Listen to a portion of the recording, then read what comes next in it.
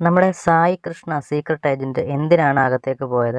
നമ്മുടെ ജാസ്മിനെ ഗെയിം കളിച്ച് ജയിപ്പിക്കാനോ അതോ ജാസ്മിന് കൂടുതൽ സപ്പോർട്ട് കൊടുക്കാൻ വേണ്ടിയോ? എന്തിനാണ് സായി കൃഷ്ണ ഇത്തരത്തിലൊരു ഗെയിം പ്ലാനുമായിട്ടാണോ അകത്തേക്ക് പോയത്?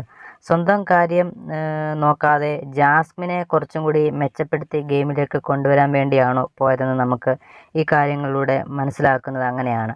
എന്താണെന്ന് നിങ്ങളുടെ അഭിപ്രായം കമൻറ്റായി രേഖപ്പെടുത്തുക. കാരണം സായി കൃഷ്ണ വിശദമായി പുറത്ത് നടക്കുന്ന കാര്യങ്ങൾ, ജാസ്മിനെ കല്യാണം ആലോചിച്ച അദ്ദേഹത്തിൻ്റെ വീഡിയോ ക്ലിപ്പ്, വോയിസ് ക്ലിപ്പ് സഹിതം ലീക്കായ സഹിതം കാര്യങ്ങൾ ജാസ്മിൻ്റെ അടുത്ത് ബോധ്യപ്പെടുത്തി വളരെ വിശദമായിട്ട് കൊടുക്കുന്നുണ്ട്.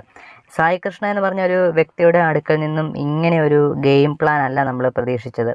ജാസ്മിനെ ശരിക്കും നന്നാക്കാനാണ് സായി കൃഷ്ണ അകത്തേക്ക് പോയതെന്ന് ഇത് കണ്ടാൽ നമുക്ക് തോന്നും.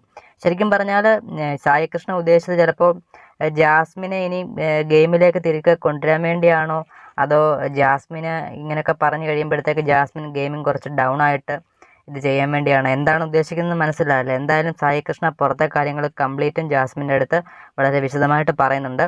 ഇത് കേട്ട ബിഗ് ബോസ് ഉടൻ തന്നെ സായി കൃഷ്ണയ്ക്ക് വാർണിംഗ് കൊടുത്തിട്ടുണ്ട്. സായി കൃഷ്ണയ്ക്ക് മാത്രമല്ല, പുറത്തുനിന്ന് വന്ന 6 പേർക്കും വാർണിംഗ് കൊടുത്തിട്ടുണ്ട്.